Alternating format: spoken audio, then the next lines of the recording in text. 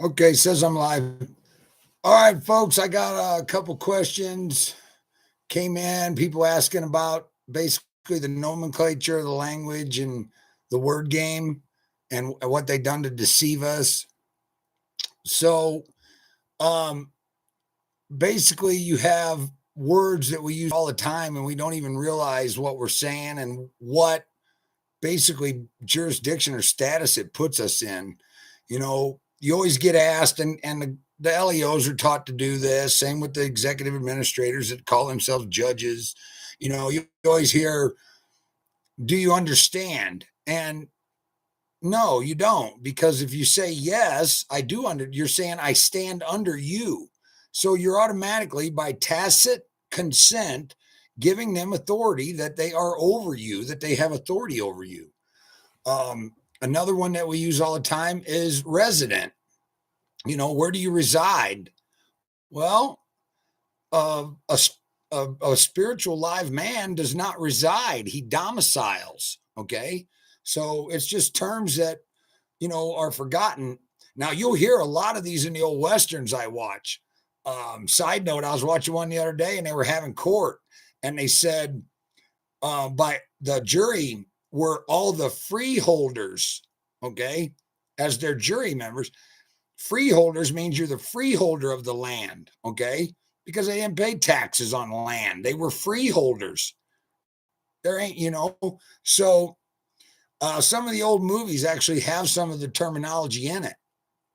What else? Person is a corporation. Um, and vehicles, okay, vehicles was created as a for the corporate fiction entities to drive instead of traveling in your private automobile, which everybody did. Their rig, they called it the rig, whatever. It was an automobile once the horseless carriage came out. So what's another? Permit? Permit comes from the word permission. So when you go buy a permit, you're basically paying a permission tax. Okay, this is unconstitutional. This is not how it's supposed to work for free people. Citizen is another big one. Citizen, you look it up and you can break it down. You can break all these words down. City means this and Zen means that. And basically it boils down, citizen is a subject or a slave. Okay. Another one you see quite often would be state of Utah or the state of Wyoming.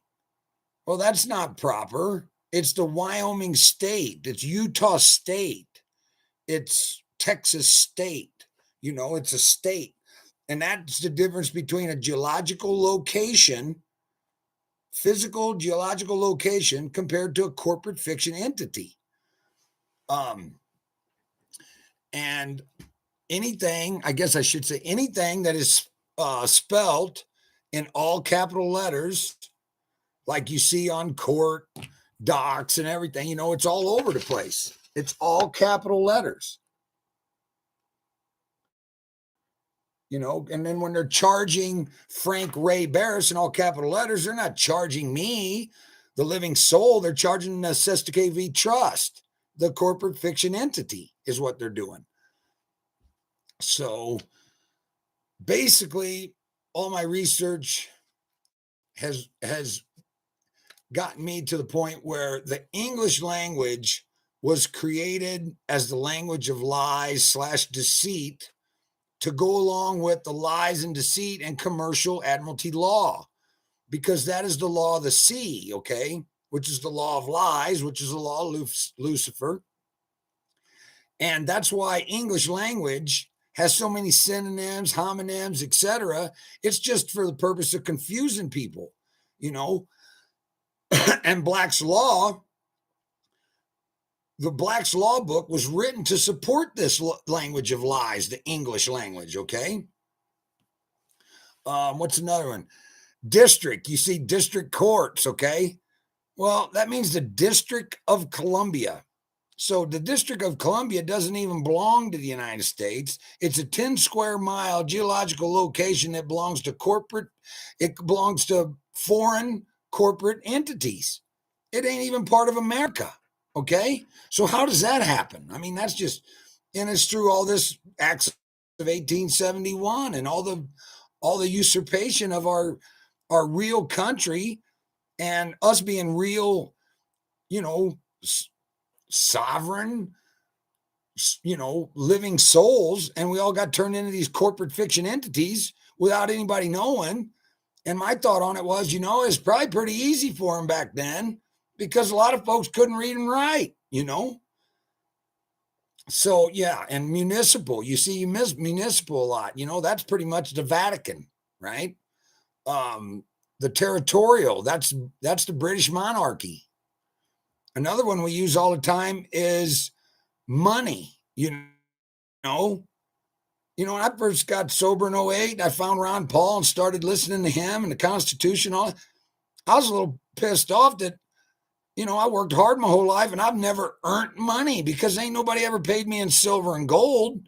What I got was a fiat currency, a Federal Reserve note.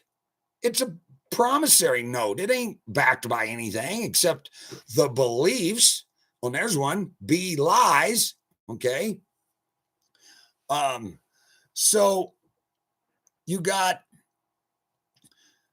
let's see, where was I going to go? Another one is, like on the dollars, you'll see the United States of America. That's in all capital letters. That's not our country. That's a corporate fiction entity. That's a corporation. And I learned a lot of this, you guys, and it was a long time ago. And a lot of this is just from memory. So I ain't perfect and I ain't saying I am. So don't just, take everything I say to be fact. Go do the research on your own, look it up. But I'm pretty sure it was in the Freedom Documents.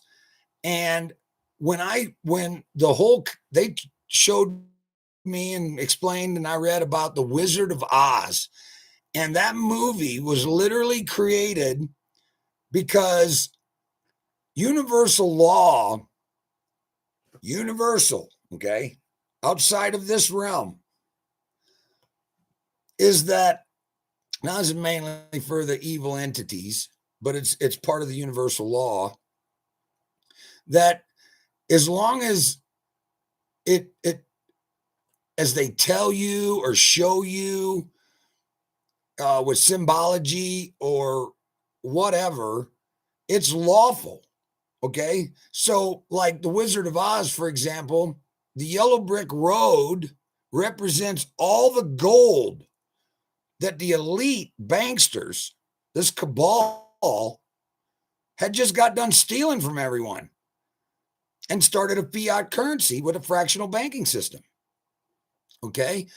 And you got in there, you have the Tin Man, right? Okay. The Tin Man represented the tax identification number, Social Security number. Biggest pyramid scheme ever perpetrated on the American people, ever. And then you had the Scarecrow, right? The Scarecrow, what's that? The Straw Man. Okay, that's your name spelt in all capital letters. And I first noticed this when I was 16 years old when I got my driver license because I was an indoctrinated idiot like everybody else. I asked them, I says, why is my name spelled like that? That ain't how I write my name. That's not how I was taught to write my name.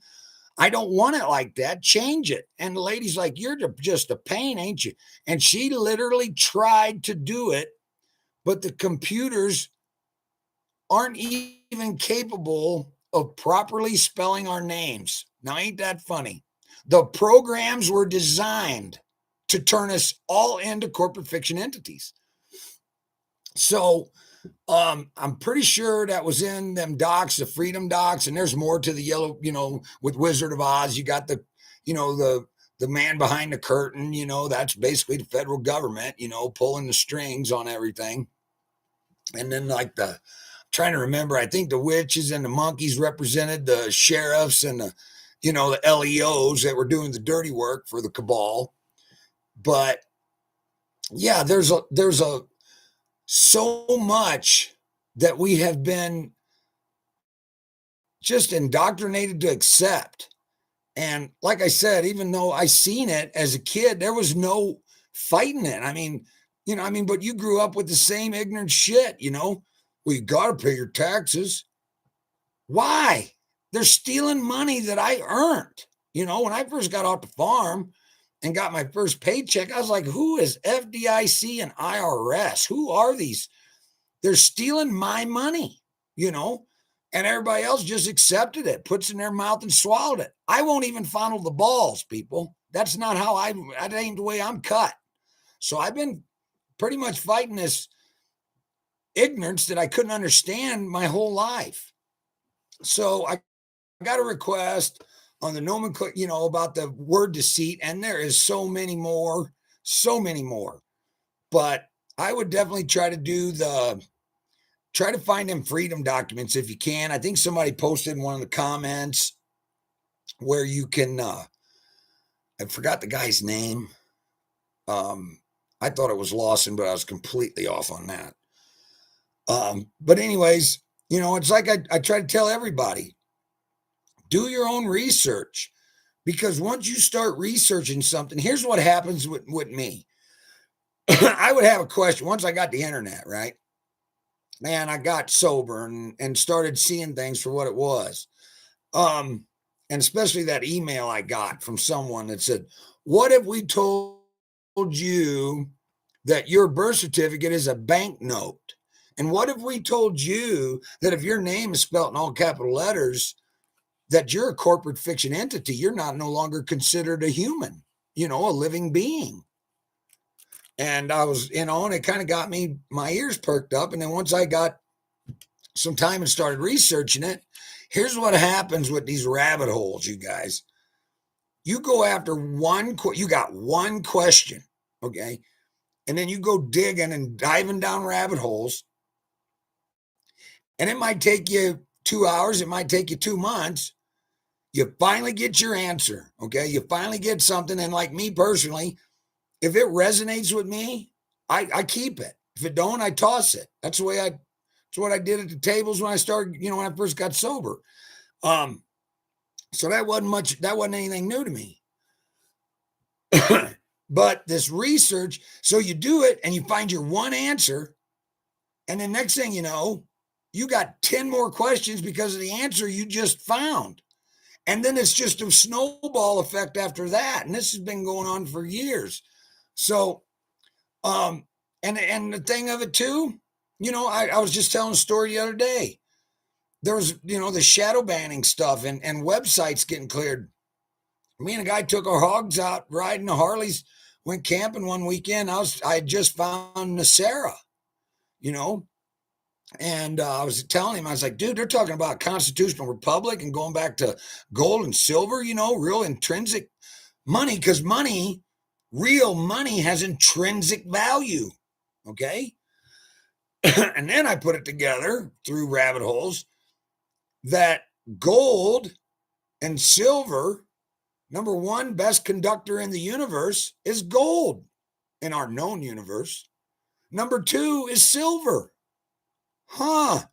Now that's kind of funny that those have been the currencies for 12,000 years until the Federal Reserve came along, ain't it? But anyways, we're on this camping trip and I'm telling him about all this stuff. And he was interested in it, and so we got done and get back home and I had it saved in my favorites or whatever. And we got back and he's like, hey, Franco, how about that Nasera thing? I was like, oh yeah, we'll go in there. I'll get it fired up. And I go in there and I click on my saved tab that saved the completely different website with a message that was 180 degrees from what the true Nasera is. So my point here is there's a lot of websites and a lot of places and rabbit holes that I've been that no longer exist because you got a deep state cabal with I don't know how many thousands of people shadow banning and wiping this information. So this has got to be a constant thing. This has to be everyone coming together and sharing ideas and sharing what they found, and it'll all start making sense. Okay. And then once you got enough people, once the collective consciousness, once that level of vibration gets high enough, game over for cabal, right? So all I can say, folks, is due diligence, use discernment, and listen to what your soul is telling you. There's a reason we get those little subtle messages, those nudges and those hints, okay? There's a reason for that. That is your soul guide telling you what the truth is, all right? And I've had this bad habit my whole life of listening to my soul. And it's made me an outcast and an outlaw, and I didn't care because it made me feel better to do what I thought was right, okay? So with that being said, I hope that helps you folks out and you have a good day. Peace.